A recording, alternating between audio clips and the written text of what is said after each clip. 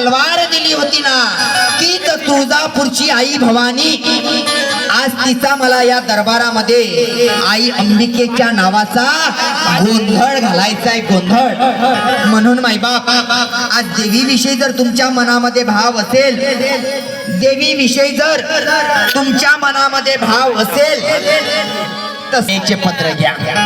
सर्व महिला मंडळींनी आपापल्या डोक्यावर साड्याचे पत्र घ्या. साड्याचे पत्र, टावेल नाही सांगितले,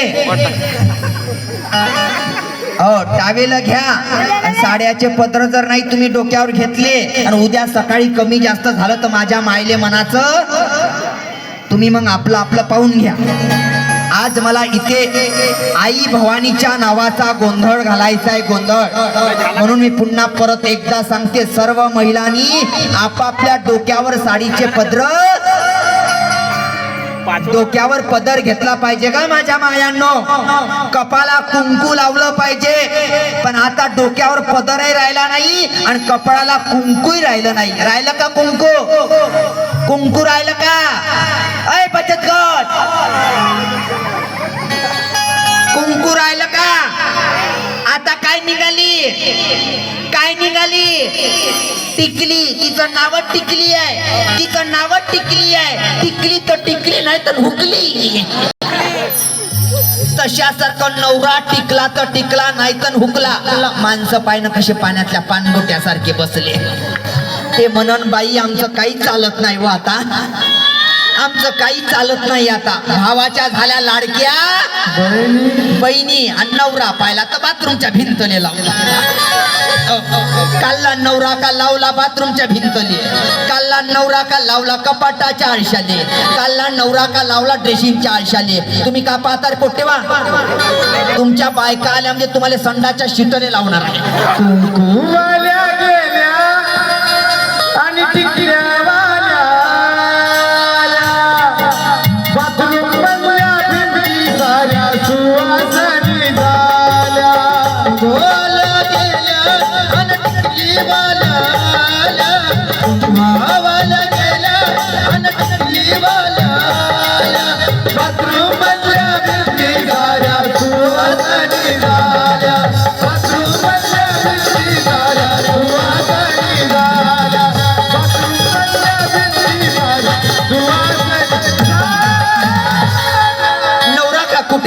वस्तू आहे का गमायांनो?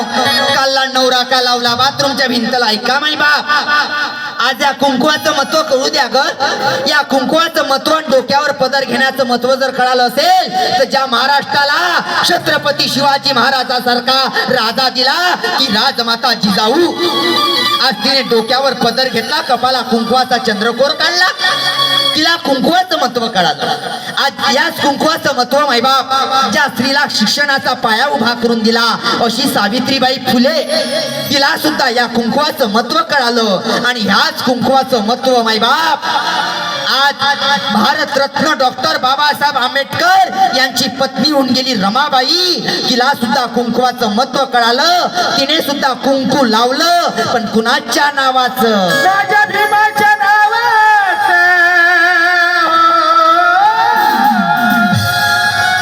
माझ्या भीमाच्या नावाचं कुंकू लावलं रमाला, माझ्या भीमाच्या नावाचं कुंकू लावलं रमाला, कुंकू लावलं रमाला, कुंकू लावलं रमाला, लावलं रमाला, कुंकू लावलं रमाला.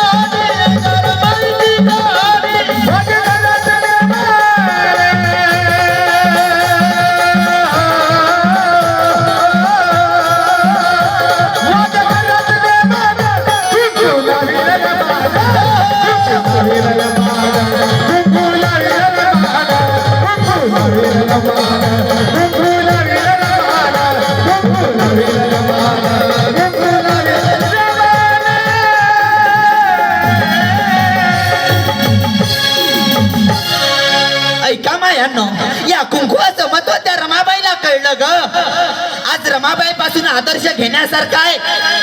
ऐका, आज नवऱ्याला जर साथ द्यायची असेल ना तर रमाबाईचं चरित्र वाचा. अरे गरिबीची दिवस माझ्या रमाने काढले. अरे आज गौऱ्या थापल्या, गौऱ्या विकून साहेबाला पैसे पुरवले माझ्या रमानं, लक्षात ठेवा. आज रमाने थापल्या गौऱ्या म्हणून आज साडीमध्ये शोभू राहिल्या नवऱ्या, लक्षात ठेवा. आज रमाबाईचा आदर्श घेण्यासारखा आहे हो. आज रमाबाईला कुंकवाचं महत्व कळालं, राजमाता जिजाऊला कुंकवाचं महत्व कळालं, सावित्रीबाईला कुंकवाचं महत्व कळालं आणि याच कुंकवाचं महत्व प्रभू रामचंद्राची पत्नी सीतामातेला कळालं. आज 14 वर्ष वनात असताना माझी सीतामाता आपल्या भांगामध्ये सेंदूर भरत होत्या, कपाला कुंकू लावत होत्या. किती वर्ष? 14 वर्ष वनात राहिली सीतामाता. किती वर्ष? 14 वर्ष वनात राहिली. तर गेली का हँडबॅग सोबत घेऊन? अय बचत गट, गेली का हँडबॅग सोबत घेऊन? तुम्हाला लग्नाले, वाढदिवसाले, रिसेप्शनले जायचं राहिलं का ते संगच राहते तुमच्या. त्याच्यात खोटा प्रश्न करतात माते. या भांगामध्ये सिंदूर आणि कपाळा कुंकू लावल्याने काय होतं ग माते? माझी सीता माता हनुमंताला खूप गोड उत्तर देतात. अरे हनुमंता, जेवढी महिला आपल्या भांगामध्ये सिंदूर आणि कपाळा कुंकू लावेल ना तेवढं नवऱ्याचं आयुष्य वाढत असते. हनुमंतराय एकांतात गेले, खूप विचार केला. एवढ्या कुंकवानी आमच्या जनाबाई गेडाम या माऊलीचं अंतकरण आलं भरून. या माऊलीनं या भरुडासाठी 51 रुपयाचं दान दिलं पाठवून. तिच्यासाठी जोरात टाळी वाजवा माई बा.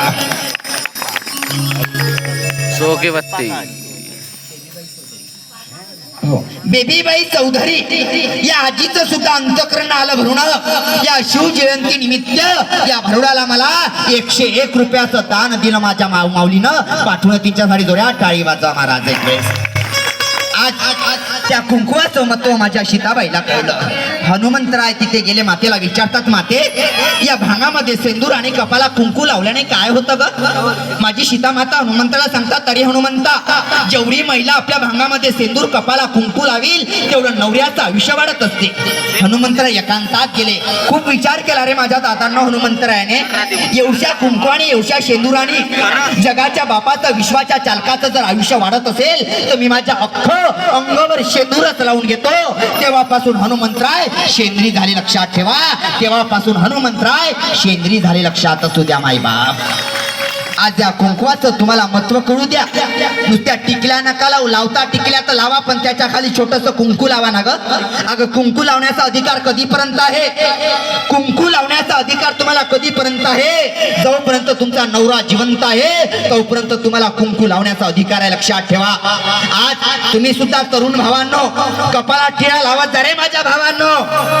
आज या कपाळाच्या टिळ्यासाठी, माई या कपाळावरच्या कुंकुवासाठी माझ्या धर्मवीर संभाजी महाराजाला लयवेदना भोगावं लागल्या रे, लयवेदना भोगावं लागल्या. आज माझ्या धर्मवीर संभाजी महाराजाला त्या लोकांनी मरणाच्या दारात उभं केलं. दादा मरणाच्या दारात आज माझ्या राजाच्या अंगाची कातडी काढली, त्यावर मीठ चोळलं. मीठ गरम गरम पाणी टाकण्यात आलं. माझ्या राजाला म्हणतो धर्म बदला. माझा राजा म्हणतो मी धर्म बदलणार नाही.